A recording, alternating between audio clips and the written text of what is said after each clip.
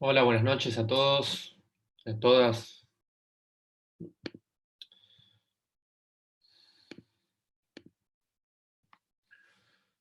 Ya hay quórum, así que bueno, vamos a empezar.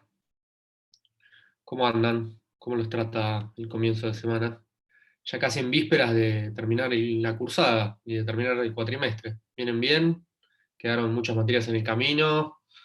¿Rindieron? ¿Les fue bien? ¿Les fue mal? Y hoy rindieron mucho. Yo rendí sucesiones, me fue bien. Me parece que también se rindió familia, ¿Quién los... reales también rindieron algunos. Ujú. ¿Y cómo les fue? ¿Bien? Bien, hoy entregaron las notas de práctica uno. A mí me fue bien por lo menos, así que re feliz. Bueno, bien, felicitaciones. Entonces, ¿tienen licencia hoy para festejar con alguna cervecita o algún vino después de la clase? Obviamente, si es durante la clase, no habría problema siempre y cuando tapen el vaso porque esta reunión está siendo grabada, dijo recién nuestra amiga que nos acompaña en todas las clases. Así que vamos a empezar considerando que yo les hice una promesa, que esta iba a ser una de las últimas clases, no va a ser la última, pero va a ser la anteúltima. Eh, el lunes de la semana que viene vamos a tener clases, va a ser la última clase.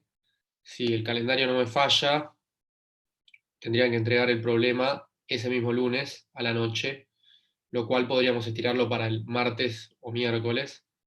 Eh, Así esa clase les sirve para terminar con algunas dudas, más que nada porque voy a estar hablando eh, sobre el sistema financiero internacional y algunas normas que hacen al Fondo Monetario, al Banco Mundial, y que seguramente les sirva, de hecho lo van a necesitar para resolver el problema, que lo quería repasar un poco con ustedes ahora e ir directamente al núcleo de lo que van a tener que resolver. Estoy enterando que no soy anfitrión. Qué tema, ¿no? ¿Quién es anfitrión? Alguien de ustedes tiene que ser anfitrión y me tiene que habilitar, que yo llegué 2 minutos tarde. A ver, el anfitrión, según esto, hacerse anfitrión. Acá, yo me hago cargo como anfitrión. Uy, la clave del anfitrión. Qué lío esto, ¿no? ¿Cómo es la clave del anfitrión? ¿Será la clave del Zoom? A ver. ¿O será la clave de la computadora de Mariano? No Mariano de Rosa, Mariano tonto, que es el de él. A ver.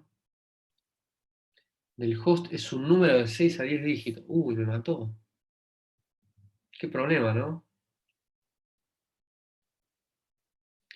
A ver, ingrese para solicitar ser el anfitrión.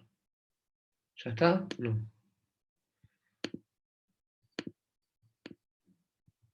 Bueno, no sé. A ver, hasta acá llegaron mis conocimientos de informática. Si alguien tiene la solución, a ver, lo llamo a Mariano.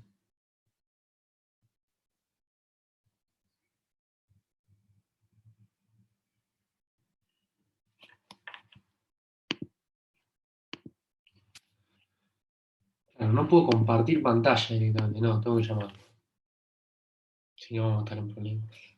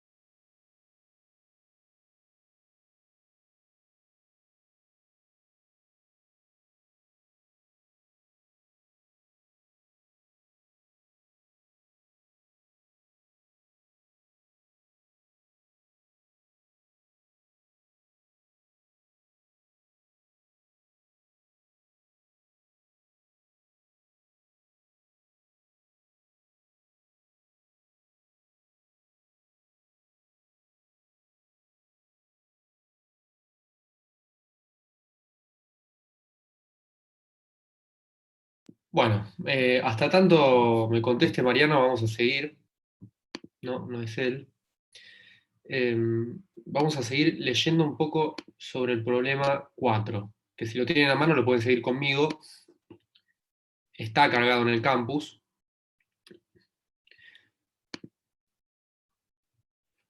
Y si alguien se ofrece a leerlo, o a leer por lo menos un punto cada uno, ¿lo tienen a mano? Romanza, que ahí veo que lo tiene a mano, va a ser la encargada, delegada, para leer el primer punto. Por favor. Ahí leo, profe.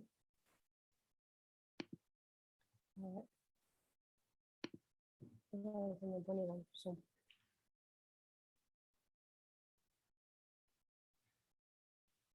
Sí. Desafíos del nuevo milenio del uso de la fuerza y el sistema de Naciones Unidas. ¿Leo cada punto o de a uno? Vamos con el primer punto y después seguimos. No. Orcalia del Sur es un estado ubicado en una región de estrechos en donde el desierto finaliza en un mar interno con desembocadura oceánica. Históricamente, minorías étnicas y religiosas han manifestado su voluntad de permanecer como una región con autonomía funcional y organizativa denominada Napala, aunque aceptando ser parte de la unión política que vio nacer el Estado-Nación. 2. El jefe supremo Mohammad al-Fayad gobierna por auspicios divinos hace 34 años bajo una política de Estado implacable que le permite tanto la imposición de la fuerza para aplacar levantamientos internos como así también las transacciones que realiza con los jefes regionales de sus tribus, todo gracias a las suculentas regalías petrolíferas que recibe Orcalia del Sur. Sigue Luciano. El jefe supremo Mohammad al-Fayad gobierna por auspicios divinos hace 34 años bajo una política de Estado. Si querés leer el punto 3, ese es el que Ah, leí yo. disculpe. No, por favor. Diversas crisis económicas han llevado a Orcalia del Sur a sufrir una importante crisis de balanza de pagos que llevaron a la suscripción de un acuerdo para acceder a una línea de crédito stand-by con las autoridades del Fondo Monetario Internacional. Bajo condicionalidad de aplicar una serie de reformas en materia institucional y política, el jefe supremo al-Fayad comenzó a distender la situación interna buscando acercarse a la comunidad internacional. Esto último le permitió acceder a préstamos y donaciones de la Asociación Internacional de Fomento, que comenzó a supervisar y aconsejar junto con las autoridades del fondo una política de reforma estructural. Disculpe, me perdí.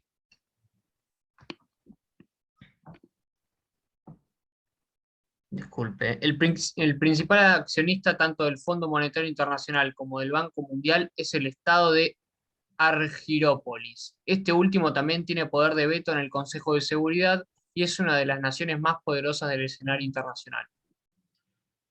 ¿Querés seguir, Mariano? Sí, ahí leo el 4. Gracias.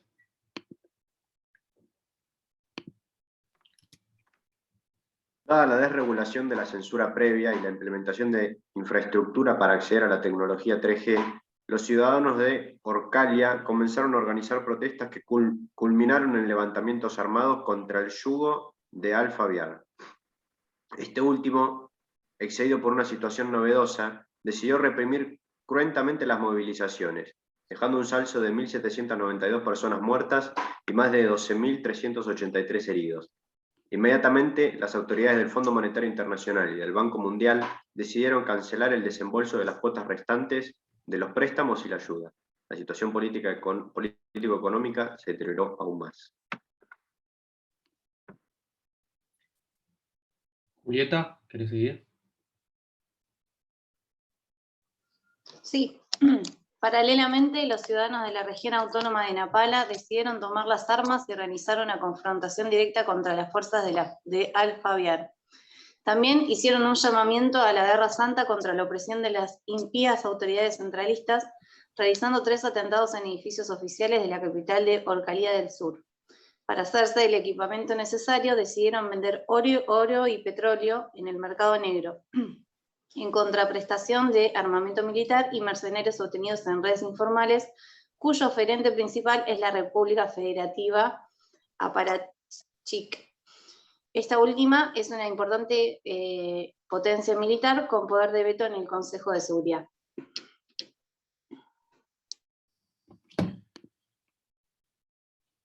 Bueno, gracias. Ahí, Secretaría Académica ya me habilitó. Yamila. Sí. La Organización de Naciones Unidas, alertada sobre los sucesos, decidió intervenir mediante una operación de mandamiento de paz compleja y multidimensional, con tareas específicas en materia de seguridad, asistencia humanitaria y desarrollo de estructuras políticas y sociales cohesionadas y perdurables. Una organización regional denominada Matao del continente en que se encuentra Arcadia del Sur, aprobó el envío de unidades voluntarias para participar conjuntamente con la OPM de Naciones Unidas.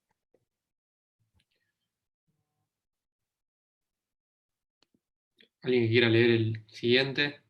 Noelia o Rocío. Yo leo. ¿Leo? Por favor. Una vez acaecida la OMP en la zona de conflicto, una unidad enviada por los estados de Argirópolis decidieron infiltrarse en las comunicaciones de la región autónoma de Napala y detectaron los vínculos ilegales entre las redes de tráfico de armas y la República Federativa Apparatchik. ¿Se me escucha bien? Se escucha bien. Ahí se escucha, sí, se escucha bien. Dentro de todo bien. Esta última, alertada de la situación, decidió rehuir al mandato conferido a la OMP y llamó a una nueva sesión ante el Consejo de Seguridad, en donde se ponga a votación una resolución que bregue por el llamamiento a la no intervención en los asuntos internos del Estado. El Estado de Argirópolis, en la misma sesión, propondrá una resolución que llame a una autorización como uso de la fuerza para intervenir en un conflicto que pone en riesgo la paz y la seguridad internacionales, dado el involucramiento en redes terroristas que operan con mercados, redes de crimen organizado transnacional y el gobierno ilegítimo y violatorio de los derechos humanos. Ahí no, yo no escuché muy bien la última parte, pero no te das problema, lo termino de leer yo porque este punto también quiero que quede. La República Federativa de Apparatchik, o sea, esta última, siguiendo el punto 7, alertada de la situación, decidió rehuir el mandato conferido a la OMP y llamó a una nueva sesión ante el Consejo de Seguridad en donde se ponga a votación una resolución que bregue por el llamamiento a la no intervención en los asuntos internos de Arcadia del Sur. El Estado de Argirópolis, en la misma sesión, propondrá una resolución que llame a una autorización del uso de la fuerza para intervenir en un conflicto que pone en riesgo la paz y seguridad internacionales, dado el, entre comillas, involucramiento de redes terroristas que operan con mercados y redes de crimen organizado transnacional y el gobierno ilegítimo y violatorio de los derechos humanos de Al-Fayad. Consignas. A. Redacta un ensayo original y preciso sobre los nuevos conflictos en materia del ius ad bellum que ponen en riesgo a la paz y la seguridad internacionales. Tengan en cuenta el rol de las organizaciones regionales y de los organismos económicos de Bretton Woods, Fondo Monetario Internacional y Banco Mundial. B. Usted es asesor del enviado diplomático por el gobierno de Arcadia del Sur para hacerse oír en cuanto a la discusión sobre los proyectos de resolución de la sesión del Consejo de Seguridad tratada en el punto 8. Es llamado a redactar un informe jurídico sobre la interpretación de los acontecimientos y la hoja de ruta a considerar para una salida transaccional dentro del marco de lo posible y en miras de proteger el interés nacional. Tenga en cuenta los conceptos de no intervención e intervención humanitaria. Extensión máxima, 1200 palabras. Bueno,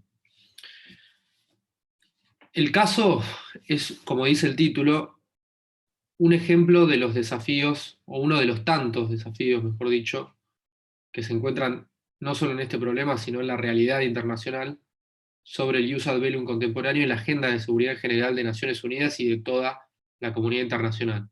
Que como ustedes verán, no es una comunidad internacional únicamente compuesta por sujetos típicos o clásicos del derecho internacional como lo son estados, sino también nuevos actores del derecho internacional y yo diría, de las relaciones internacionales, que son, por ejemplo, grupos terroristas, grupos mercenarios, por ejemplo, nuevos sujetos como pueden ser la consideración del individuo como sujeto activo y pasivo de obligaciones y derechos internacionales, como por ejemplo también pueden ser el rol que juegan instituciones u organismos financieros internacionales como lo son el Banco Mundial y el FMI. Entonces, se habla también de una infraestructura y tecnología 3G, ¿no? de nuevos temas que son más propios del derecho contemporáneo, internacional, yo diría desde el siglo XXI, que de los que estábamos acostumbrados ni a hablar en el siglo XIX o en el derecho clásico, y en el siglo XX ya empezamos a gestar un poco estos nuevos tópicos. Entonces, hay muchas cuestiones del problema que remiten a casos análogos. Por ejemplo, lo que hace a los hechos en sí, que se plantean en los primeros puntos más que nada del problema, remontan un poco a lo que fue la primavera árabe, que comienza en el año 2011 y que concluye más o menos, diría yo, en el año 2018, pero que sus efectos continúan hasta el día de hoy. ¿Qué fue la primavera árabe? Fue una serie, en un comienzo, de movimientos, manifestaciones, en principio descentralizadas y desorganizadas, que se dieron en la región del Sahel, principalmente en el norte de África y también en el Golfo Pérsico, en dura crítica hacia lo que eran ciertos gobiernos autoritarios que estaban en el gobierno en aquel entonces. Principalmente los gobiernos comienza en Túnez, la primavera árabe, luego sus efectos llegan hacia Egipto, hacia Bahrein, hacia Siria, hacia Libia, y finalmente en Libia es donde yo me inspiro un poco para formular este problema. En Libia existía un líder autoritario de hacía 40 años, que era Mohamed al-Gaddafi, se lo conocía como Gaddafi, que habrán oído hablar de él sobre su final, ¿no? El final de Gaddafi fue un asesinato bastante cruento que se da después de que se desata una guerra civil, una suerte de guerra civil en Libia, y que al día de hoy también un país que está considerado como un estado fallido en un punto, ¿no?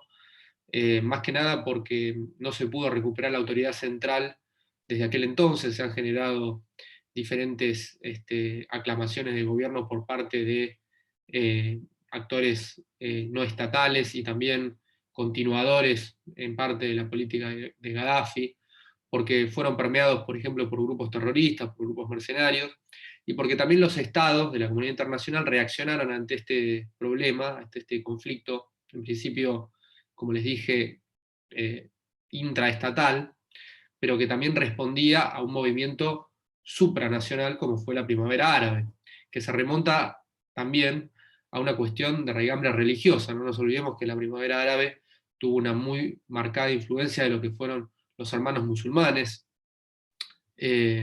una organización que fue creada en la década del 20 del siglo pasado para poder impulsar las memorias y los legados que habían dejado de lado muchos estados en la conformación de entidades nacionales del movimiento musulmán, ¿no? Entonces los hermanos musulmanes en la primavera árabe de alguna manera buscaban revivir esa sensación, ese islamismo que estaba perdido y que se había reinterpretado a lo largo y hacia fines principalmente del siglo XX con manifestaciones radicalizadas, como fue por ejemplo Al-Qaeda. Ustedes habrán oído hablar de Al-Qaeda o de ISIS, ¿no?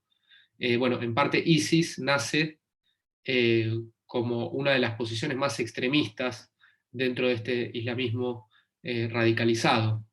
ISIS, que es el Estado Islámico de Irak y el Levante, esas son las siglas que se le atribuyen a ISIS, también conocido como simplemente Estado Islámico, y que tuvo un rol primordial para tomar un poco lo que fue la bandera de la primavera árabe desde la conformación de diferentes, o intentos de conformación de califatos, ¿no? de lo que se conoce como la guerra santa, la yihad, como la llaman en el mundo musulmán.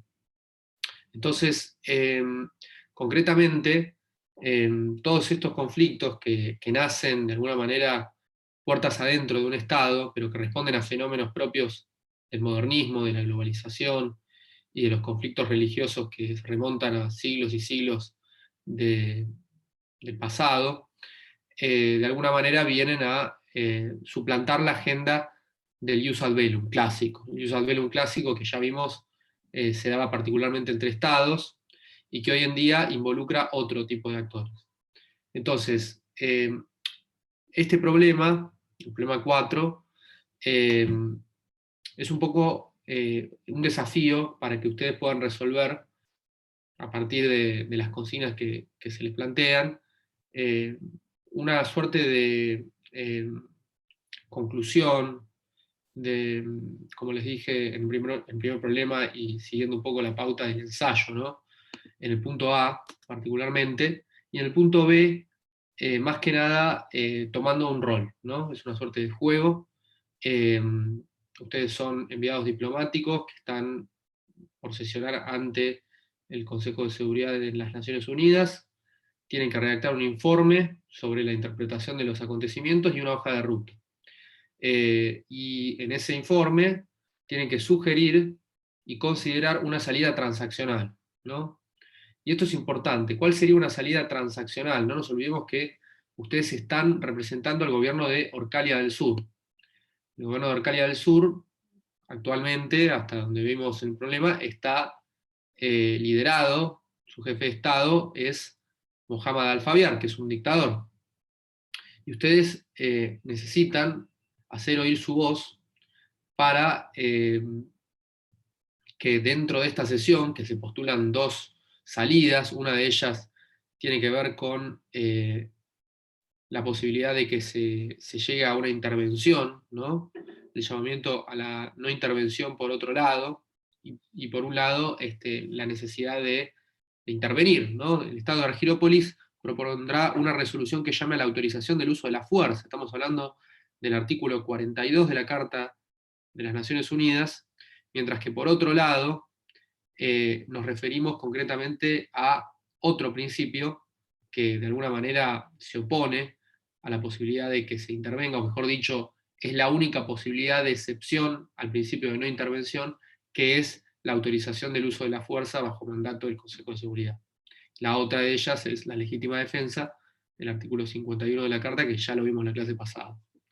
Entonces, en este juego de roles, ustedes tienen que ponderar. ¿Qué tienen que ponderar? Seguramente en esa sesión haya postulados en contra de la posible no intervención en los asuntos internos.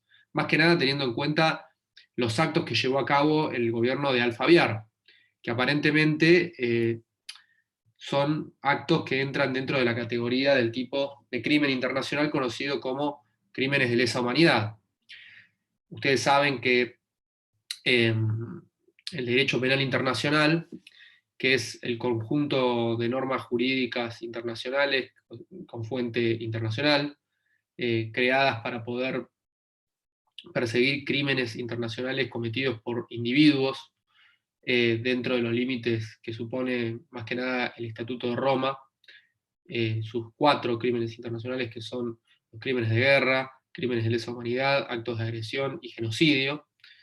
Pero también otro tipo de delitos internacionales, por ejemplo, piratería, tráfico de estupefacientes, falsificación de monedas, actos de sabotaje de aviación, toda una serie de delitos internacionales que difieren a los crímenes internacionales en cuanto al bien jurídico protegido. Como les digo, el derecho penal internacional también es aquel derecho que se encarga en un aspecto procesal de conferir jurisdicción a diferentes tribunales internacionales que fueron creados a lo largo de la historia. Entonces, dentro de este marco de jurisdicción que cuenta, por ejemplo, la Corte Penal Internacional, pero que no es la única, de hecho les diría que la Corte Penal es el proyecto cúlmine de toda una evolución histórica que se da en el marco del derecho penal internacional, que como les digo, la función de acusar primero, juzgar y finalmente condenar a acusados y a personas que hayan cometido este tipo de crímenes se remonta a los famosos tribunales de Nuremberg y tribunales de Tokio, que ustedes sabrán que fueron aquellos tribunales que se crearon luego de la Segunda Guerra Mundial para perseguir los actos que fueron cometidos más que nada por la Alemania nazi y por el Imperio japonés. Principalmente lo que fue, bueno, ustedes saben, el Holocausto, ¿no? Todo lo que, el proceso que comienza desde la llegada de Hitler al poder en el 33 hasta el fin del Tercer Reich, que es el 9 de mayo del 45, pero que tuvo un muy marcado pronunciamiento a partir del año 42, cuando se resuelve la famosa disposición final. A partir de allí los campos de concentración pasan a ser también campos de exterminio, y todo lo que era el entramado operacional y la logística requerida para llevar a cabo los crímenes internacionales, que hasta ese momento no eran categorizados como genocidios. Esto se da recién en la famosa Convención contra la Prevención y Sanción del Genocidio, que es recién del año 48, pero que después de la Segunda Guerra Mundial se decide, a partir de lo que es la Declaración de Londres, juzgar a los presuntos criminales de guerra por actos de crímenes contra la paz, por crímenes de lesa humanidad y por crímenes de agresión, y que finalmente lleva a 22 juicios que se dan en Nuremberg, y luego los juicios de Tokio contra las autoridades japonesas, más que nada por lo que fue el rol que tuvieron contra la población china antes de la Segunda Guerra, y por otros crímenes que cometieron allí. Entonces se debate, por ejemplo, un debate típico dentro del derecho penal internacional, tiene que ver con la creación de tribunales internacionales ex post facto, ¿no? La violación al debido proceso aparentemente se daría en el marco de que estos tribunales violan el principio de legalidad porque se constituyen una vez concluidos, digamos, los hechos, y que recién se tipifican esos mismos delitos de manera posterior a la comisión de esos hechos. Entonces, de alguna manera se estaría violentando no solo el principio de legalidad, sino también el famoso principio de nullum crimen sine lege, ¿no? La idea de que un crimen no se comete hasta tanto ese crimen no esté tipificado previo a la acusación que se pueda llevar ante un tribunal. Entonces, de alguna manera, los tribunales de Nuremberg y Tokio afirman que se tratan de actos que violan al derecho internacional general en su conjunto, también conocido como las normas de Jus Cogens, ¿no? Entonces, a partir de ahí, la Asamblea General, a partir de una resolución, la resolución 95 de la Asamblea General, se recomienda a la Comisión de Derecho Internacional que redacte un proyecto de tratado para receptar estos crímenes que habían sido elaborados en el Acta de Londres.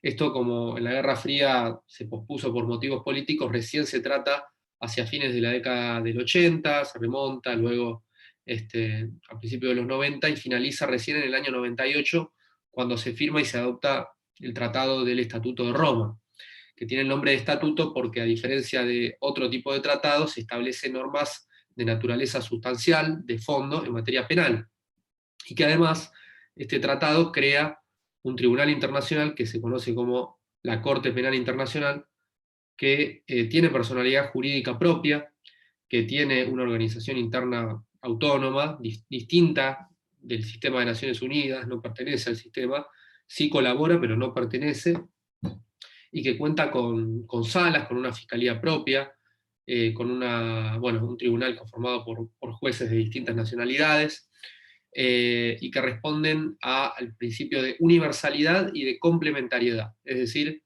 la Corte Penal Internacional se encarga de perseguir y de juzgar crímenes que hayan sido cometidos en el territorio o por nacionales de alguno de los estados parte, en caso de que esos mismos estados no hayan impulsado causas en contra de los presuntos victimarios, o los presuntos criminales, ¿no? Es decir, se prioriza la jurisdicción interna y luego recién es la Corte quien complementa o sustituye el accionar de los propios estados. Además, bueno, la Corte Penal tiene una asamblea que funciona, una asamblea permanente que funciona en la ciudad de Roma, y lo más importante de todo esto es que los estados que la han ratificado, paradójicamente, no fueron las principales potencias, ni Rusia ni Estados Unidos forman parte del Estatuto de Roma. De hecho, el Estatuto de Roma lo firma el presidente Clinton, pero el presidente Bush, cuando asume George W. Bush, se encarga de retirar la firma de ese tratado, y bueno, corrió una suerte más que nada con un rol importante en los países del África y crímenes que se cometieron allí. Por ejemplo, en el Congo, en Chad, en Mali y en Sierra Leona tuvieron un rol importante de cooperación penal internacional. También en Camboya. Y bueno, se han elevado denuncias, por ejemplo, lo que es la situación de derechos humanos en Venezuela. Un caso conocido este último año fue la denuncia que se presenta ante la CPI, que había sido de alguna manera impulsada por el gobierno de Mauricio Macri, y que a partir del informe de la alta comisionada de derechos humanos Bachelet del anteaño pasado, luego el presidente Alberto Fernández en un principio se decidió retirar el apoyo a esa denuncia, luego declarar que esa denuncia tenía que darse por las vías propias de la Corte y que no debían interferir estados apoyando o no apoyando esa denuncia, sino que simplemente manifestarse a favor de lo que se pueda resolver hipotéticamente y del rol que cumplen los organismos de derechos humanos. Bueno, toda una suerte que es distinta y que no viene al caso, pero que sí nos pone en claro uno de los problemas que tiene nuestro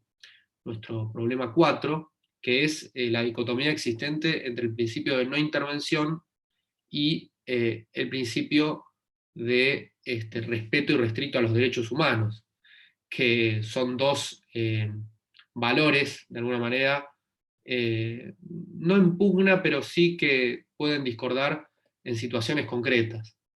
Yo diría que el principio de no intervención tiene una tradición muy acabada dentro de lo que es el tercer mundo.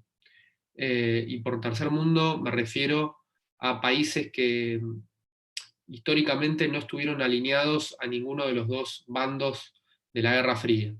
Y particularmente en el caso de América Latina, el principio de no intervención tiene un origen propio dentro de la doctrina Monroe, pero también con sus corolarios, por ejemplo, la doctrina Drago y la doctrina Calvo también, ¿no? Entonces, en el caso de América Latina, la no intervención se entiende como reforzada, pero también es cierto que el derecho internacional y las relaciones internacionales de hoy en día hacen muy difícil que se ponga en práctica una genuina y auténtica no intervención. ¿Por qué? Porque los estados y las organizaciones internacionales y los actores internacionales de distinta índole intervienen constantemente en la vida política y también en asuntos que son relevantes para las políticas internas de los países. Sin ir más lejos, fíjense lo que le sucede a Brasil hoy en día en el Amazonas, que tiene que, de alguna manera, una cuestión nacional, como podría ser la preservación de su flora y de su fauna propia, y que hace a su integridad territorial, se ve criticada su política ambiental, más que nada la del presidente Bolsonaro, a partir de declaraciones que llevan adelante diferentes líderes internacionales, como fue Macron, y que eso le valió al presidente Bolsonaro, más que nada luego de unas declaraciones poco felices que tuvo contra la esposa del presidente Macron, un conflicto y una escalada diplomático bastante resonante. Entonces, eso es un ejemplo, pero también el ejemplo se da, por ejemplo, en el caso de Ucrania, ¿no? Hoy en día, tanto para un lado como para el otro, hablar de una no intervención en el Donbass por parte del bando ruso, ¿no? Obviamente allí directamente se violó la integridad territorial por la invasión, pero luego todo el apoyo operacional, logístico y militar que está teniendo el gobierno de Ucrania está constantemente intervenido no solo por gobiernos afines al presidente Zelensky, sino también por grupos empresarios. Por ejemplo, todos sabemos que las comunicaciones que tiene hoy las Fuerzas Armadas de Ucrania se dan a partir del apoyo que da, por ejemplo, Elon Musk con sus redes de comunicaciones, con sus satélites que están en la órbita y que funcionan a partir de SpaceX. Entonces, aquí lo que sucede es que la intervención se da con una pluralidad de actores que hasta el momento me refiero a las últimas 3, 4 décadas, se creían impensadas. Por ejemplo, hoy en la Argentina, en los últimos 6 meses, hubo hackeos masivos a redes informáticas del Senado de la Nación, del CONICET, hackearon hasta al noticiero TN, hackearon a las oficinas del CNN en Buenos Aires, se cobró rescate y se decía que los perpetradores habían sido hackers rusos. Bueno, esto es uno de los grandes desafíos que plantea la globalización y que en el caso de este problema en particular, ustedes van a tener que plantear con mucha elegancia y elocuencia en caso del punto 2, concretamente, que van a tener que redactar ese informe. Entonces, ¿cómo se manifiesta la intervención dentro del marco del ius ad bellum, ¿no? ¿Cuál es este desafío? Principalmente el desafío, para no ir con mucho preámbulo, tiene que ver con estas cuestiones vinculadas al derecho penal internacional, es decir, la posibilidad de que se cometan crímenes internacionales en el territorio de un Estado, más que nada crímenes de lesa humanidad, que ustedes saben que son ataques generalizados o sistemáticos cometidos contra una población por motivos raciales, étnicos o religiosos. Esa es básicamente la definición de crimen de lesa humanidad que nos da el Estatuto de Roma. Actos de genocidio, que estamos hablando del genocidio como el mayor quizá de los crímenes internacionales, que tiene que ver con actos que se cometen con la finalidad de erradicar total o parcialmente a una población, también por motivos raciales, políticos, étnicos o religiosos. Tiene un elemento esencial que es una suerte de dolo agravado o dolo volitivo agravado, que justamente se da en la cualidad del odio, ¿no?, con que se llevan a cabo estos crímenes. Su autor intelectual, no el autor del genocidio, sino el autor intelectual de la figura del genocidio, fue un polaco exiliado en Estados Unidos llamado Richard Lemkin, un abogado, jurista muy reconocido, que tuvo un rol importante más que nada en la redacción del famoso Tratado del 48, que luego fue adoptado y que tiene un carácter universal, como ya vimos en Derecho de los Tratados. Luego están también los crímenes de guerra. ¿Qué son los crímenes de guerra? Son crímenes que se cometen en violación al derecho internacional humanitario y a las normas que se estatuyen a partir de los llamados derechos de Ginebra y derechos de la Haya, que son las dos fuentes principales del derecho internacional humanitario. ¿Qué es el derecho internacional humanitario? Son las normas jurídicas que regulan los métodos y los medios de combate, como así también la protección a las personas que intervienen en este tipo de conflictos armados y otros bienes jurídicos que también son parte de estos conflictos. Por ejemplo, patrimonios comunes o patrimonios de la humanidad, como puede ser, por ejemplo, no sé, el mercado de Cracovia en Polonia, o como lo puede ser las torres de Giza, las pirámides de Giza en Egipto, por ejemplo, que son patrimonio de la humanidad, pero también hay ciertos bienes que no son culturales que también se protegen. Por ejemplo, hospitales de enfermos, hospitales de heridos, por ejemplo, iglesias. Si hablamos de países multiétnicos, suelen tener conflictos por causas religiosas y suelen ser blancos de ataques. Entonces estas iglesias o estos templos o mezquitas se protegen para que pueda la población continuar profesando su culto libremente. El derecho internacional humanitario también se encarga de regular los métodos de conducción en un combate armado. Por métodos de conducción me refiero a cómo se da el equilibrio entre necesidades militares y necesidades humanas, humanitarias. Imagínense que en una guerra se da la situación de que existan personas combatientes y personas no combatientes. Y dentro de esa realidad, que no está discriminada en un acto armado o en un conflicto armado, generalmente las personas que más se involucran son no combatientes, son personas civiles, son médicos, o algún otro tipo de profesión que tiene un rol importante, ¿no? Diplomáticos, personal a cargo de Naciones Unidas, de la Cruz Roja y demás, de Médicos Sin Fronteras. Entonces, estas personas en principio obviamente no pueden ser blanco de un ataque armado. Ahora, sucede que la necesidad militar muchas veces lleva a que se deban llevar adelante ataques que pongan en riesgo la integridad física de estas personas. Entonces, ¿cuál es el equilibrio? Y el equilibrio, obviamente, tiene que ser pro homine, y bajo ningún concepto se pueden atacar directamente población civil por la sola presunción de que existen con fuerzas de combate en un determinado territorio. Y esto está regulado principalmente en las 4 convenciones de Ginebra del año 49 y en sus 3 protocolos adicionales del año 77 y 79. Entonces, volviendo al tema principal, todos estos desafíos llevan a que dentro de una guerra, dentro de un conflicto armado, que puede tener carácter internacional o no, imagínense, por ejemplo, un conflicto armado no internacional, como es la situación que sucede hoy en día en Etiopía, donde tenemos al gobierno central de Addis Abeba luchando contra fuerzas de la región del Tigre, del norte de Etiopía.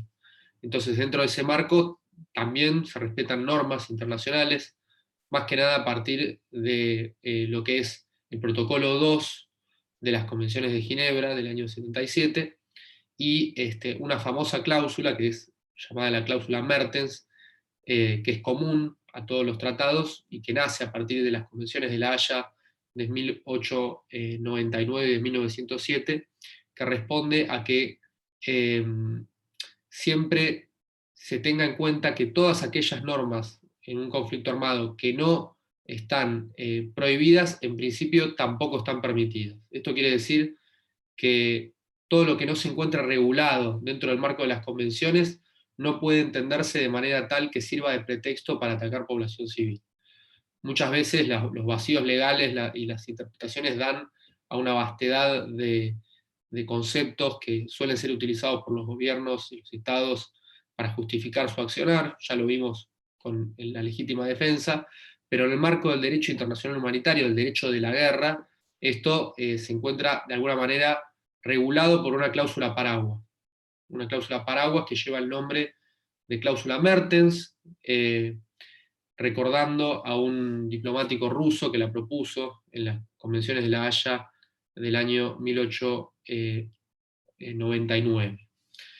Entonces, ¿qué sucede concretamente hoy en día en función de la no intervención en los asuntos internos y de la necesidad de que exista respeto a los derechos humanos, volviendo al tema? A partir de lo que fue más que nada el genocidio que se cometió en Ruanda en el año 94, pero también la guerra de desintegración que hubo en la ex Yugoslavia. La ex Yugoslavia, ustedes saben, era un estado que se conforma después de la Primera Guerra Mundial. Se conforma la Yugoslavia, que quiere decir el país de los eslavos del sur, que lo conformaron 6 países: el Reino de Serbia, Croacia, Eslovenia, Bosnia-Herzegovina, Montenegro y Macedonia, y que después de la Segunda Guerra Mundial tomaron el comando, más que nada las fuerzas partisanas serbias, al mando del famoso mariscal Josip Broz Tito, que era un combatiente de la resistencia serbia de Belgrado, ¿no? Y que junto con las tropas soviéticas lograron vencer al Eje y llegar incluso hasta Berlín. De esta manera Tito, después de la Segunda Guerra Mundial, adquirió un gran prestigio.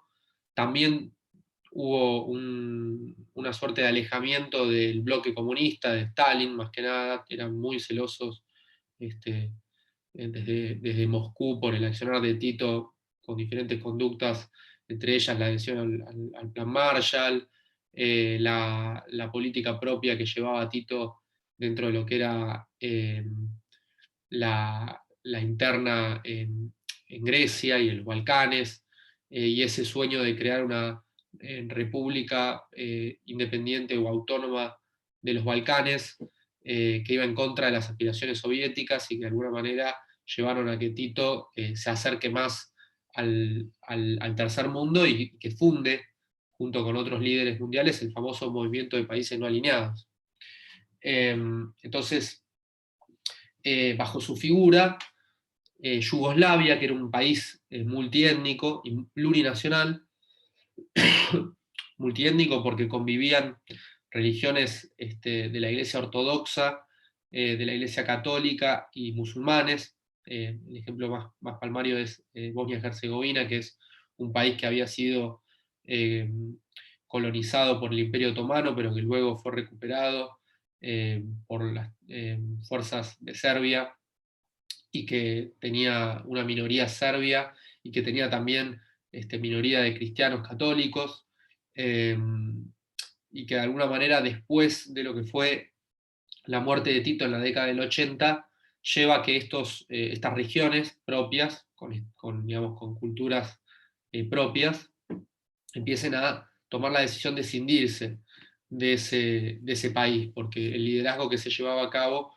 era en detrimento de sus propios intereses. Entonces, esto lleva a que en la década del 90, primero Eslovenia se vaya de lo que era la Yugoslavia, luego Croacia y finalmente Bosnia-Herzegovina. Pero todo esto se da en el marco de un conflicto armado que duró casi una década, desde 1991 hasta 1999, y que al día de hoy continúe, porque ustedes habrán oído hablar de lo que es hoy la situación en Kosovo. Entonces, durante esta guerra se cometieron diferentes crímenes internacionales, más que nada crímenes de lesa humanidad y crímenes de guerra, que llevaron a que el Consejo de Seguridad tome la determinación de crear un tribunal penal internacional para la ex Yugoslavia, que funciona al día de hoy y que se encargó de perseguir principalmente a las fuerzas serbias que cometieron crímenes de guerra. Entre ellos Milosevic, que era el líder de las fuerzas de Serbia.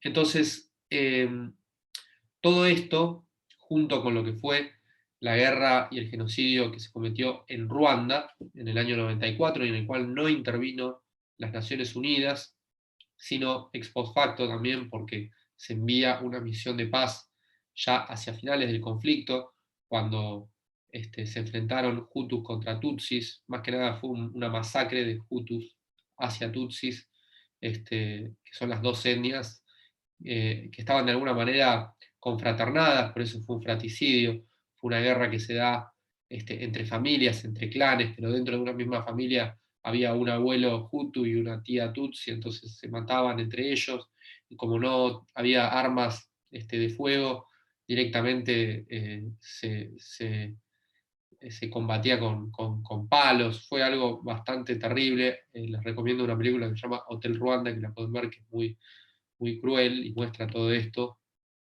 Por ejemplo, en Ruanda en el año 94 se importaron 700.000 palos con picas y nadie sabía para qué era. Bueno, era para llevar adelante este genocidio, que finalmente la comunidad internacional se alertó, pero tarde. Y cuando se envía la operación de paz, se da cuenta de que se habían cometido crímenes atroces, crímenes internacionales, que debían ser perseguidos. Entonces se crea un tribunal, que es el tribunal, la Corte Internacional para Ruanda, que funciona al día de hoy y que también se encargó de juzgar y condenar a los autores de este gran genocidio, entre ellos un magnate que fue capturado paradójicamente el año pasado, de apellido Kabuga. Lo pueden buscar en Netflix, hay una serie muy buena que se llama, creo que los 5 más buscados por el FBI, algo así, y hay un capítulo que se lo dedican a Kabuga. Lo pueden ver, es muy bueno.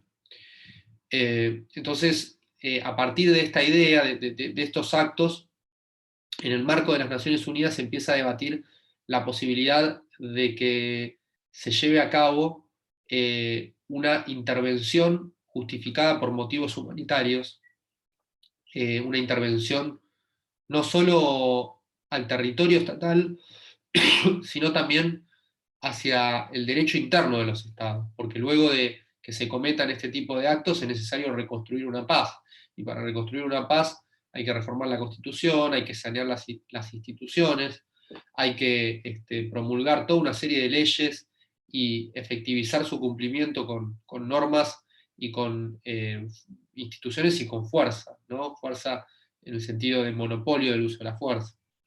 Entonces, esta idea de intervención humanitaria, que entre otros motivos, por ejemplo, fue lo que inspiró la intervención en la operación Allied Force en Kosovo en el año 99 por parte de Bélgica, que no está contemplada en la Carta de Naciones Unidas, pero que sí se entiende que por una evolución paulatina, por costumbre, se puede llegar a reformar estos principios del derecho internacional, más que nada el principio de no intervención.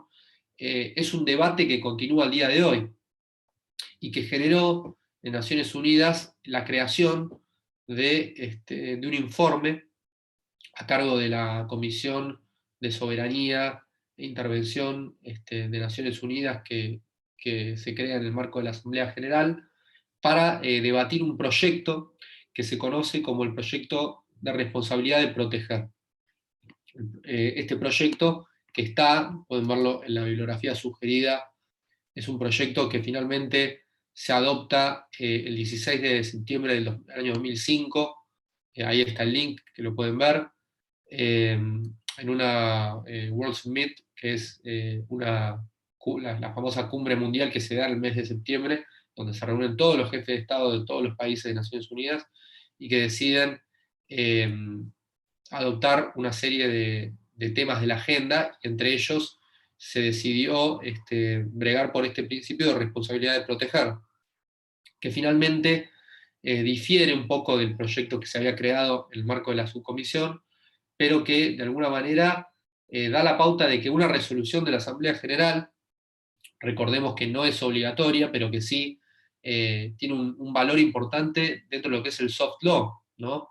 La idea de que eventualmente pueda llegar a cristalizar una costumbre naciente, y que hoy en día no fue adoptada en un tratado, ni se considera como derecho vinculante, pero sí poco a poco, y más que nada yo les diría con lo que está sucediendo, por ejemplo, en Ucrania, que viene un poco a revolucionar todas las pautas y todos los principios y a cuestionarnos muchos temas que estaban en la agenda, que estaban quizá perdidos en la agenda por la guerra comercial, por la pandemia y demás, y que hoy en día vuelven a estar debatidos. Entonces, ¿podemos hablar de no intervención en el caso de Ucrania? Ni para un lado ni para el otro. Yo creo que definitivamente la OTAN, o sea, está interviniendo. De hecho, hoy el presidente Putin declaró que si comenzase la guerra contra la OTAN, el primer país que iba a bombardear iba a ser el Reino Unido. Y Boris Johnson le contestó en el G7. Y en el G7 se debate sobre la política interna de Ucrania, y en Moscú se tocan temas atinentes a la política interna de Ucrania.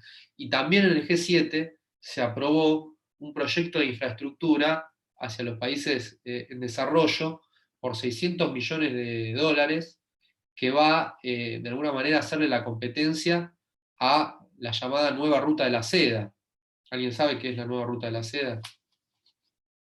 La nueva ruta de la seda es un proyecto, un megaproyecto, diría yo, chino, se llama One Belt, One Road Initiative, que desde Beijing se anuncia hace unos años, el presidente Xi Jinping anuncia toda una serie de proyectos de infraestructura y de acuerdos comerciales y de acuerdos de inversiones en países en desarrollo para poder reconstruir rutas marítimas más que nada, pero también terrestres, y unir a China y al comercio de China con el resto del mundo, que ya estaba obviamente increyendo desde el ingreso de China a la OMC, pero que desde hace unos años busca posicionarse a China como un Estado líder y hegemón en el escenario internacional. Entonces, este proyecto de alguna manera puede generar mayor dependencia de los países en desarrollo y cercanos a China, y alejarlos de lo que es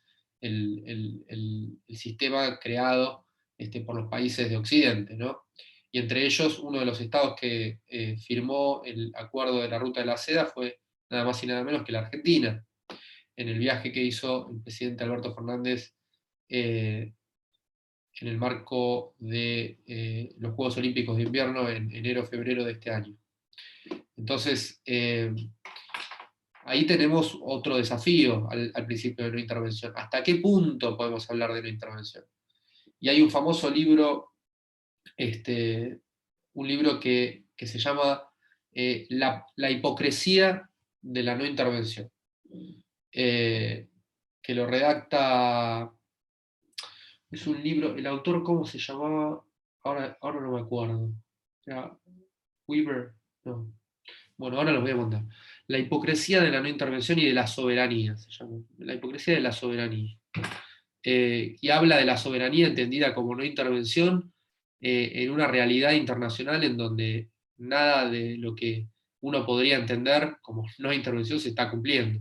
Ya sea desde el plano del derecho, fíjense ustedes cómo todos los sistemas jurídicos a nivel nacional están adoptando poco a poco las normas del derecho internacional, y el caso argentino es un caso palmario.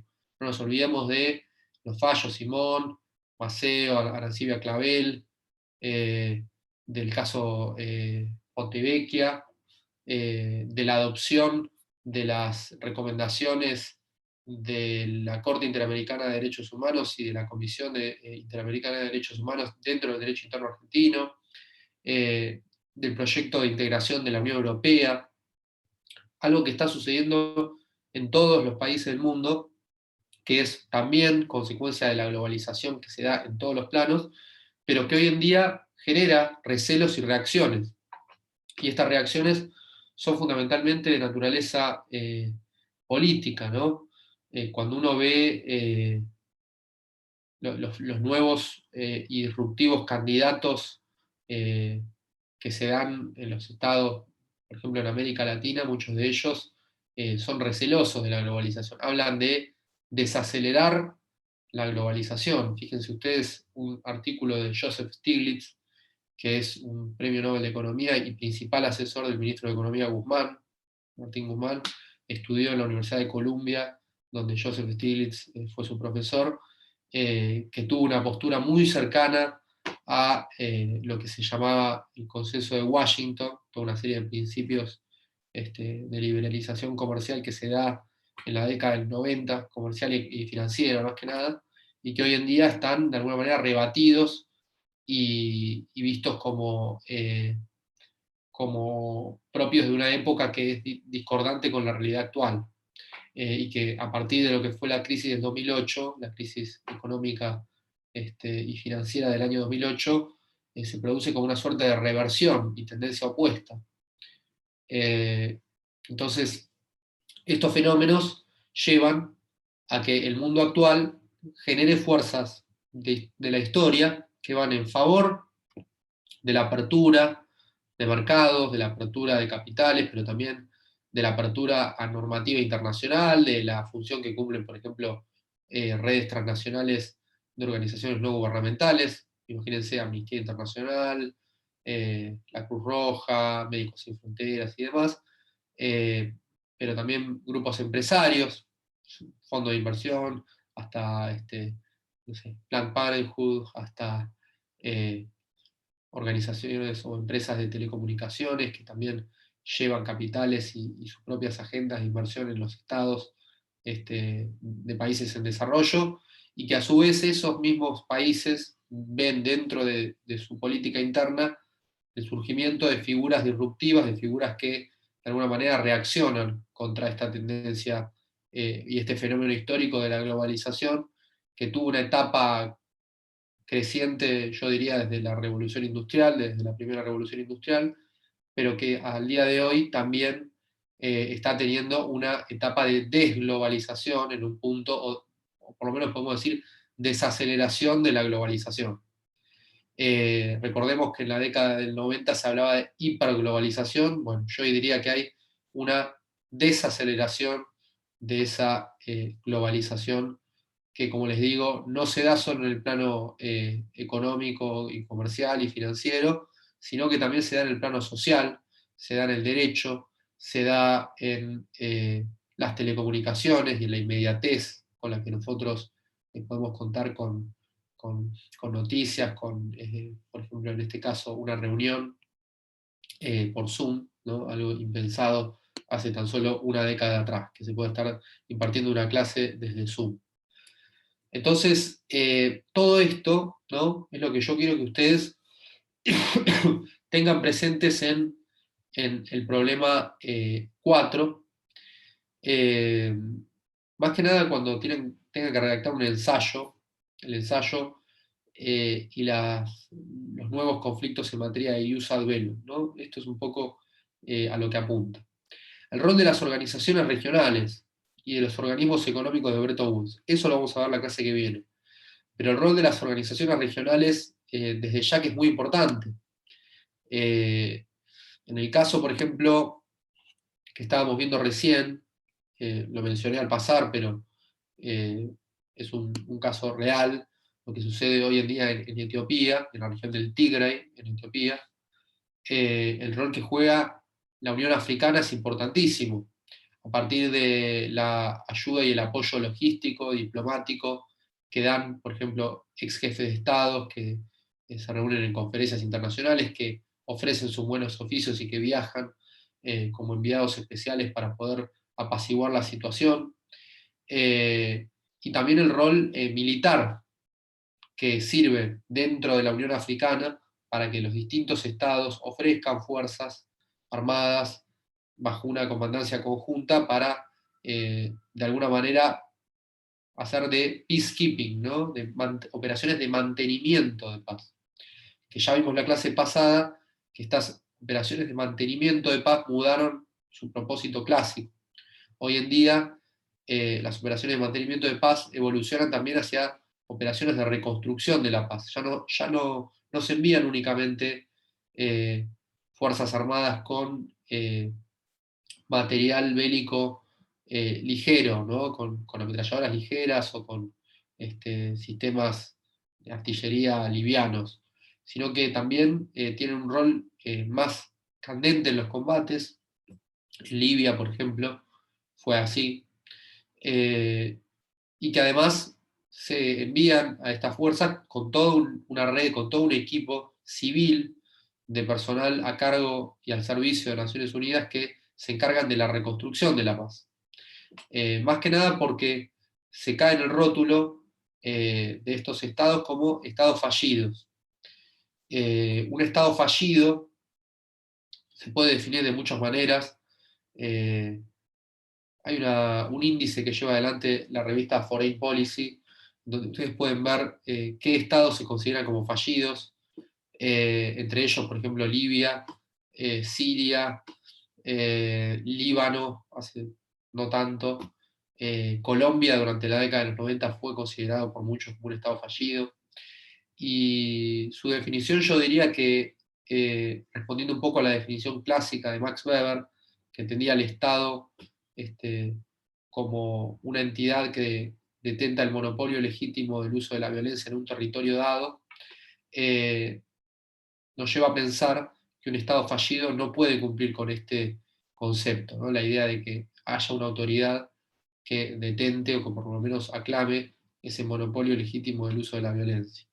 Entonces, como no puede hacerlo efectivo, y de alguna manera no cumple con este principio de efectividad que ya otros autores lo habían mencionado, por ejemplo, Kelsen era un creyente ferviente de que para que exista Estado tiene que haber efectividad dentro de la operacionalización del ordenamiento jurídico, que el orden jurídico no era únicamente un plexo de normas, sino que también respondía en la efectividad que tuviese la autoridad y el Estado para ejercer ese dominio,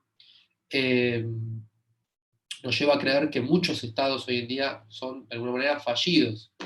Y donde un estado falla, nace toda una serie de actores, así como un pantano crea su propia fauna, bueno, un estado fallido crea sus propios actores que reemplazan la autoridad estatal. Por ejemplo, en Perú se hablaba de instituciones extraestatales o por fuera del sistema legal, como eran por ejemplo, las rondas campesinas, pero también actores que son ilegales, ¿no? Directamente, que directamente conflagran contra la autoridad estatal, como lo es, por ejemplo, las redes terroristas, como lo es, por ejemplo, como lo son las redes de narcotráfico y el crimen organizado. Esto también está en la agenda de Naciones Unidas y esto también voy a hablar ahora brevemente. Aguárdame un segundo que tengo que ir a hacer una cosa. Pero bueno, si tienen alguna pregunta, prepárenla porque vuelvo en un minuto.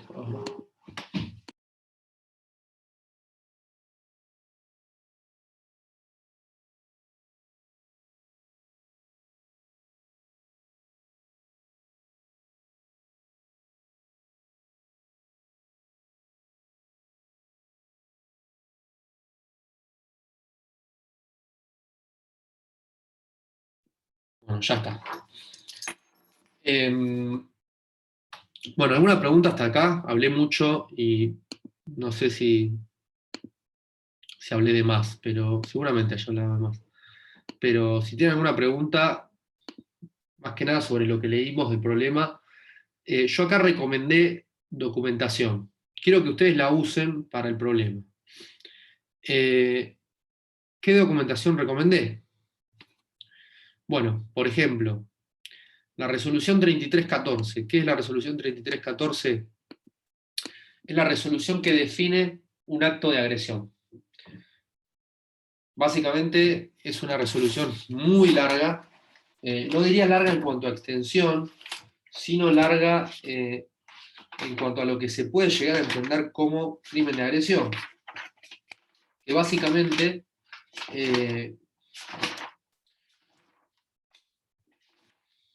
vamos a leer ahora, dice: la agresión es el uso de la fuerza armada por un Estado contra la soberanía, la integridad territorial o la independencia política de otro Estado, o en cualquier otra forma incompatible con la Carta de Naciones Unidas, tal como se enuncia en la presente definición. Una definición muy amplia, pero que luego también enuncia toda la casuística. Dice: la invasión o el ataque por las Fuerzas Armadas de un Estado del territorio de otro Estado, el bombardeo, el bloqueo de puertos, el ataque por las Fuerzas Armadas de un Estado contra las Fuerzas Armadas terrestres, navales o aéreas de otro, la utilización de Fuerzas Armadas que se encuentran en el territorio de otro Estado con el acuerdo del Estado. Bueno, toda una serie de hechos que son considerados como agresión, el envío por un Estado de bandas armadas o grupos irregulares o mercenarios, y que luego dice que, primero, ninguna de estas definiciones es taxativa, y finalmente incluye una cláusula que dice que la enumeración de los actos mencionados anteriormente no es exhaustiva y el Consejo de Seguridad podrá determinar qué otros actos constituyen agresión. O sea, la agresión, en resumidas cuentas, es lo que el Consejo de Seguridad considere que sea agresión. Porque así se entiende, ¿no? El Consejo de Seguridad es el órgano político por excelencia de todas las Naciones Unidas, de todo el sistema, que finalmente es quien determina la existencia de actos que pongan, primero, actos de fricción internacional, como se llaman, o actos que pongan en riesgo la paz y la seguridad internacionales, o amenazas a la paz. Entonces, es por ello que luego se incluyen toda una serie de resoluciones, que ahí verán, bueno, la resolución, por ejemplo, 678 del Consejo de Seguridad es la resolución que autoriza el uso de la fuerza en la Primera Guerra del Golfo, en la década del 90. En la década del 90 ustedes saben que se lleva adelante, ahí ven el mapa. Sí, ahí se ve. Bueno, en la década del 90, el gobierno de Irak, ¿quién era el jefe de Estado de Irak en el 90? ¿Alguien se acuerda? ¿Alguien sabe? Que siguió más o menos hasta el 2003, 2004, que después Saddam Hussein. Saddam Hussein, exactamente, termina siendo condenado a muerte. Bueno, Saddam Hussein primero había tenido una guerra contra Irán, que se acuerdan pocos de esa guerra, la llamada Guerra de los Tanques, del 80 al 86, que fue básicamente un empate técnico entre Irak e Irán. Pero luego, cuando hacia fines del 90 suben los precios del petróleo, y acá había o existe un reino muy, muy rico en petróleo, con un PBI el PBI per cápita más alto del mundo,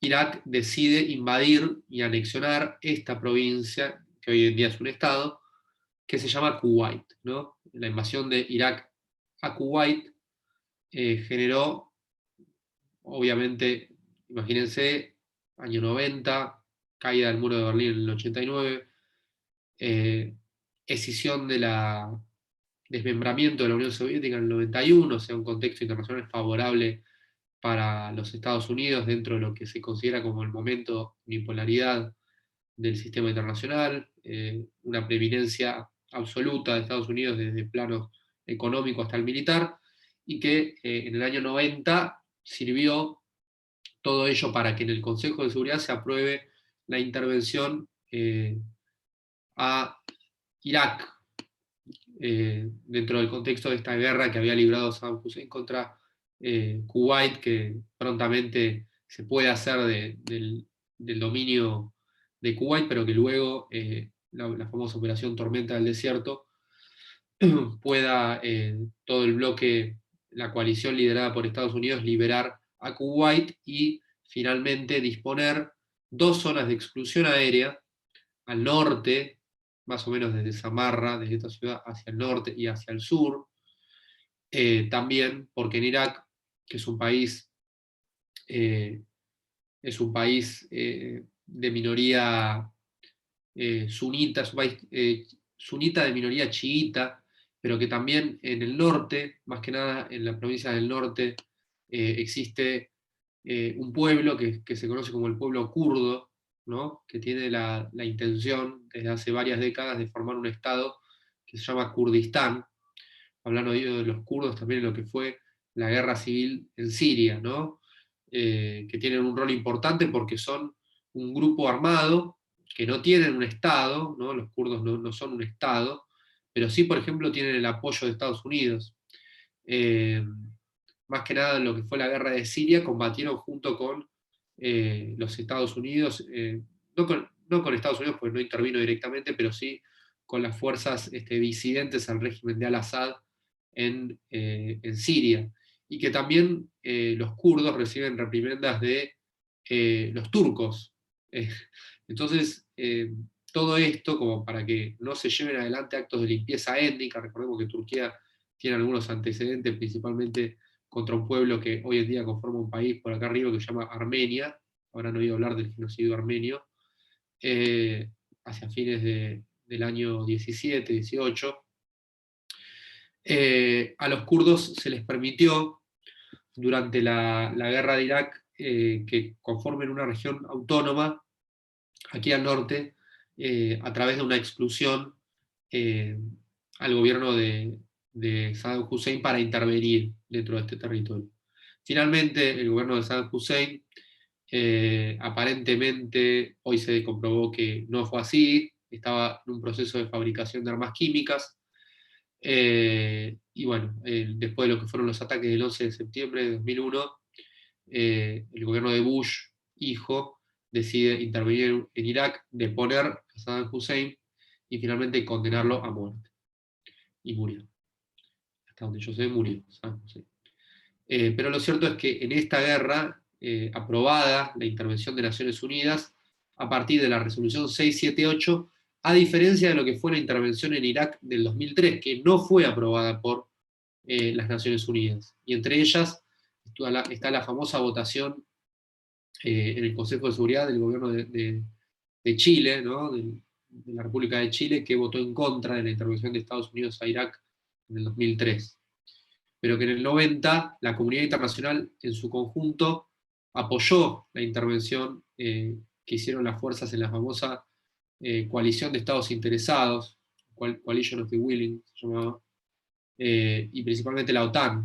Tal fue así que nuestro entonces presidente Carlos Saúl Menem envió en forma de apoyo diplomático, diría yo, o un gesto, porque no entraron en combate directamente, envió una fragata al Golfo apoyando a su amigo, como él lo llamaba, que era el presidente Bush padre, George Herbert Walker Bush, que fue presidente de Estados Unidos del año 89 al 93. Luego tenemos documentación recomendada, operación consultiva sobre ciertos gastos de las Naciones Unidas. Bueno, esta opinión consultiva es importante, yo diría, para entender el rol que cumplen el personal de Naciones Unidas. Todos los miembros de Naciones Unidas tienen que realizar aportes dinerarios y en especie para que el sistema funcione. Y este punto es importante para entender cómo se financian, por ejemplo, las operaciones de mantenimiento de paz.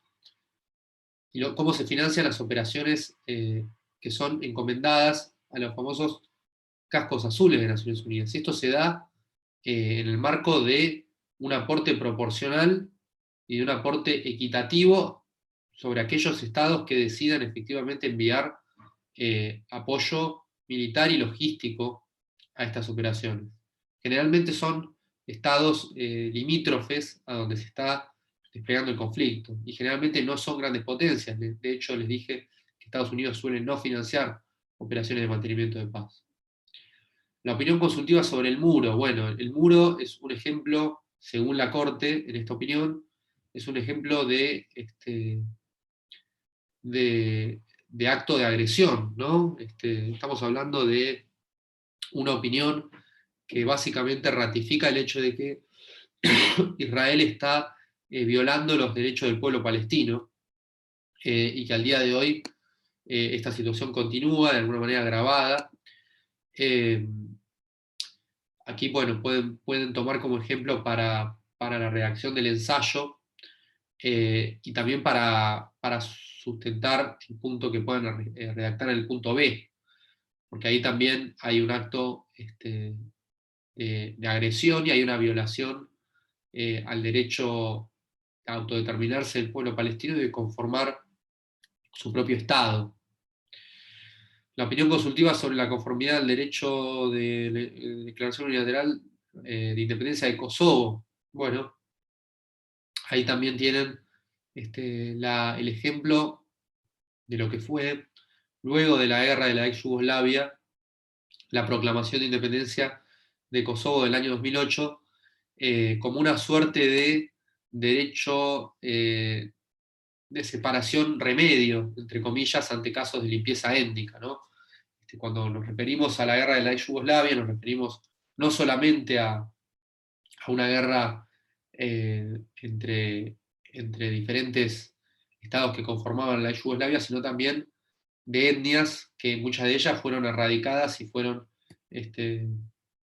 sufrieron crímenes de genocidio y crímenes de lesa humanidad y crímenes de guerra. El ejemplo más palmario es lo que sucedió en la ciudad de Srebrenica, en Bosnia, y que también al pueblo kosovar, luego de lo que fue este antecedente, se le permitió de alguna manera escindirse de Serbia. Y hoy en día tiene una región autónoma, hay más o menos 90 países de la comunidad internacional que reconocen la independencia de Kosovo, y otros que no, entre ellos la Argentina. Más que nada por la cuestión de Malvinas. El programa para la paz del secretario de Naciones Unidas, bueno, yo les diría que estos 3 últimos documentos, que los pueden leer, y que son públicos, o sea, ponen esto en Google, programa para la paz del secretario de Naciones Unidas, el informe del milenio del secretario de Naciones Unidas, y esa resolución que tiene el link al lado, más que recomendado, es obligatorio para tener una buena nota. La resolución de la responsabilidad de proteger y los 2 informes, el informe del milenio del secretario de Naciones Unidas fue el informe de Kofi Annan, aquel entonces secretario de Naciones Unidas, que básicamente lo que dice es: no tiene que haber otro Ruanda. Entonces, la necesidad de que se pueda intervenir por razones humanitarias empieza a cobrar fuerza imperativa para los estados, en función de que la soberanía implica no solo el ejercicio del derecho al ius puniendi, del ejercicio del derecho a dictar sus propias leyes y de entrar en relaciones con otros estados en su fase externa, sino también la obligación que tiene el Estado y las autoridades estatales de respetar los derechos humanos básicos de nuestras poblaciones. Y esto a la luz de toda la evolución en materia de derechos humanos que tienen todos los tratados, desde la Declaración Universal de los Derechos Humanos hasta el día de hoy, que son muchos, que además se dan en el ámbito regional. Por ejemplo, en el caso interamericano, a partir del Pacto de San José de Costa Rica, también conocida como la Convención Americana de Derechos Humanos, y toda una serie de convenciones y de tratados que hoy en día son obligatorios para los estados. No solo porque las hayan ratificado, sino también porque son plenamente operativas en su derecho interno. Esa es la gran diferencia que hoy en día existe. Más que nada en el caso argentino, desde Mejía contra Sofovich hasta hoy. Los tratados de derechos humanos surten efectos de su entrada en vigor. No se necesitan leyes programáticas que enuncien esos mismos derechos en fuente interna. Ni ninguna otra ley especial, ni ningún código que lo avale. Simplemente con su entrada en vigor, a partir del depósito de su instrumento de ratificación, de adhesión, o como sea, desde su entrada en vigor, son plenamente operativos. Y bueno, la resolución de 2005, que es la que acabamos de ver, sobre responsabilidad de proteger. Con eso van a tener para hacer el problema A y el problema B. Tengan en cuenta que en la consigna B, el informe jurídico, van a tener que, ustedes están del lado de, esto quiero que quede claro, ustedes están del lado de Orcalia del Sur. Entonces, quien envía a estos funcionarios y funcionarias es Alfa Aviar. Por lo tanto, van a tener que ponerse del lado de estar defendiendo al gobierno de un tirano. O sea, y esto no digo que les vaya a pasar en la vida, pero sí van a tener que por ahí defender a un cliente que es culpable de haber cometido, no sé, delitos contra la integridad sexual, por morir un caso extremo, pero también van a tener que defender a un cliente que no haya pagado su crédito hipotecario, van a tener que defender a un cliente que haya cometido algún daño, van a tener que defender a un cliente que no haya pagado el alquiler, o que se divorcie y que le haya sido infiel a su esposa, no sé. Las personas, estamos hablando que moral o jurídicamente cometieron errores, como quieran verlo. Entonces, lo de Alfa Aviar es un caso extremo, porque fue una persona obviamente ficticia, inspirada en casos reales, pero ficticia, que cometió crímenes de lesa humanidad, que ustedes, bueno, dentro del arte de la diplomacia tendrán que ver una salida posible transaccional. Recordemos lo que vinimos viendo de solución pacífica de controversias, medios pacíficos de solución, la negociación, la transacción también y la conciliación, los buenos oficios, todo ahí un entramado que ustedes pueden ofrecer y que les va a servir para proteger ese interés nacional. Que el interés nacional depende cómo lo definan, porque interés nacional es un concepto capcioso. Si lo vemos y si lo identificamos con los designios que tiene Alfaviar, bueno, será un interés nacional de un Estado autocrático. Ahora, si lo definimos como el interés nacional de la población de Orcalia, será un interés nacional más de avanzada o progresista, como lo quieran ver. Entonces, bueno, ahí ustedes van a tener que hacer ese juego de roles, que bueno, cualquier cosa me pueden preguntar por WhatsApp, por mail, por el campus, por donde sea, y bueno, les podré contestar si es que tienen alguna pregunta. ¿Ahora hay alguna pregunta?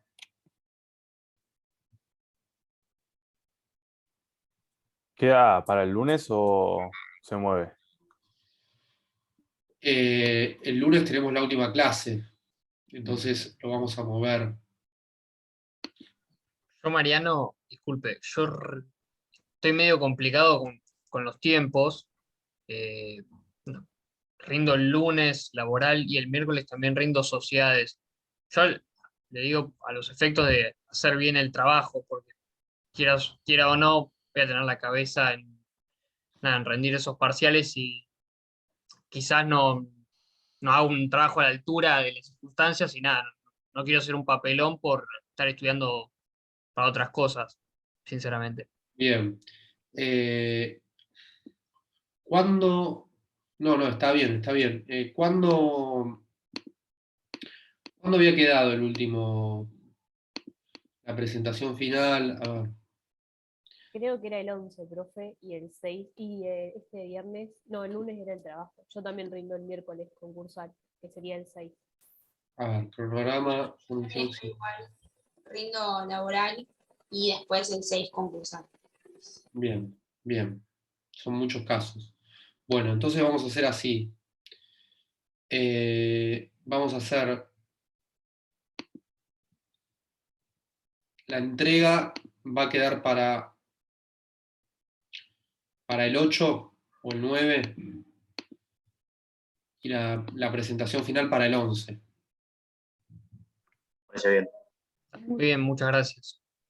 Sí, a mí también, profe. Si no, van a tener muy poco tiempo para... O sea, yo no quiero que se les superponga seguramente se les superponga, pero bueno, si son entre nosotros, traten de hacer la presentación final de algo vinculado al problema. Entonces, si estudian un tema, bueno, estudien los dos temas a la misma vez, y bueno, hagan la presentación final vinculada al problema 4, o se metan en algo de refugiados, para que Fabio esté contento, pero bueno, va por ese lado. Así no tienen que estudiar dos veces algo distinto en 3 días, y si tienen otras materias en una semana.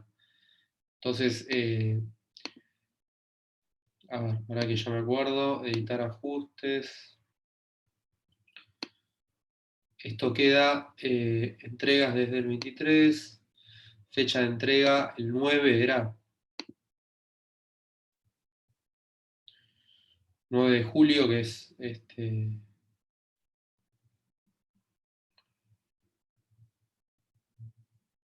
9 sábado. no, perdón, el 2 de julio. El 1 o el 2 puede ser. Porque el 13 es domingo.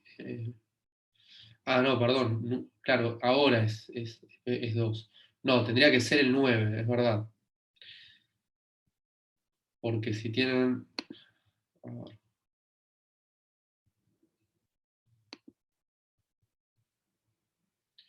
Sí, queda para el 9 de julio. Así que lo hacen mientras cantan el himno, entregan el trabajo. Bueno, listo, quedó para el 9, ¿estamos bien? Gracias, profe. Muchas gracias. Sí, gracias, Mariano. Está bien, Muchas está bien. gracias, profe. No, así no se les superpone, parte sociedad, concursal. Mejor, mejor que estudien para eso, porque puede ser complicado. Bueno, dicho esto, ¿algún otro tema? Bueno, entonces nos vemos el lunes de la semana que viene. Voy a hablar del Fondo Monetario Internacional y del Banco Mundial. Y después entregan el problema 4 y nos vamos todos muy contentos. Perfecto. Perfecto. La presentación Gracias. fue- Perfecto, Bueno, profe, gracias. nos vemos. Hasta luego. Luego. Chao, Mariano.